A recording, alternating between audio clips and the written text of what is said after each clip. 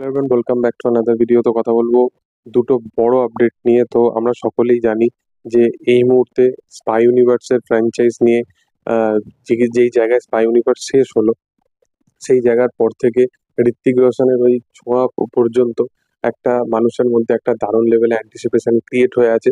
তো আমরা সকলেই জানি যে এরপরে যে স্পাই ইউনিভার্সের আগামী ছবিটা আসতে চলেছে অ্যালফা বলে, যে ছবিটায় শারবারি এবং আলিয়া ভাটকে দেখা যাবে। তো এই ছবিটাতে আমরা সকলেই জানতাম যে কোথাও গিয়ে পাঠানকে এই ছবিতে ক্যামিও করতে দেখা যাবে, মানে শাহরুখের ক্যারেক্টারটাকে। কিন্তু এখন শোনা যাচ্ছে যে শাহরুখের ক্যারেক্টারটা এই ছবিতে ক্যামিও থাকবে না।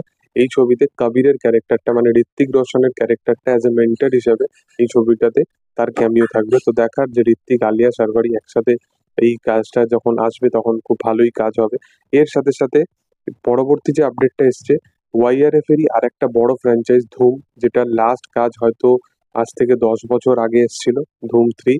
এবং সেটা ছবিটা ভালো হয়নি কিন্তু হিউজ লেভেলের একটা সাকসেস পায়। হয়তো আমি যদি ভুল না থাকি, হয়তো প্রথম ইন্ডিয়ান ছবি যেটা 200 কোটি টাকার বেঞ্চমার্কটা মানে কালেকশনটা করে। হয়তো থ্রি ইডিয়টস এর পর হয়তো কোনো ছবি ছিল যেটা 200 কোটি টাকার মতো কালেকশন করে। তো এই ছবিটা ফাইনালি কথা চলছে যে এই ছবিটা নিয়ে আসার জন্য, এবং যারা এই ছবির কাস্টিং এর সাথে যুক্ত ছিল তারা হয়তো আর এই ছবির কাস্টিং এ যুক্ত থাকবে না। এবং তারা প্ল্যান করছে নতুন কোনো টিম নিয়ে এই কাজটা শুরু করা। তো যে দুটো বড় নাম উঠে আসছে এই কাজটার জন্য, সেটা হচ্ছে যে প্রথম হচ্ছে শাহরুখ খানকে তারা প্ল্যান করছে এই ফ্র্যাঞ্চাইজে মেন প্রোটাগনিস্ট হিসাবে।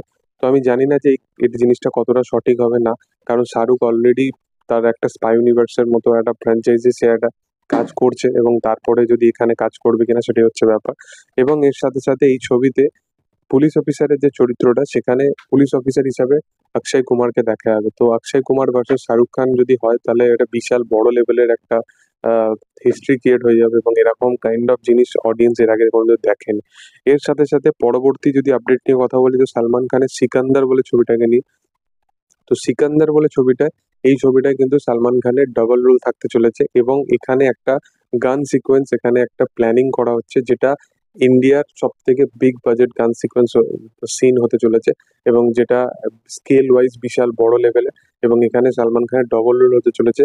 দেখার যে চরিত্রগুলোকে কিরকম ভাবে সাজানো হয়, কিরকম ভাবে স্পেস দেওয়া হয়। যাই হোক, তোমাদের এগুলো নিয়ে কি মতামত, কি বক্তব্য, কতটা কি এক্সাইটেড, অবশ্যই কমেন্ট সেকশনে জানাতে পারো।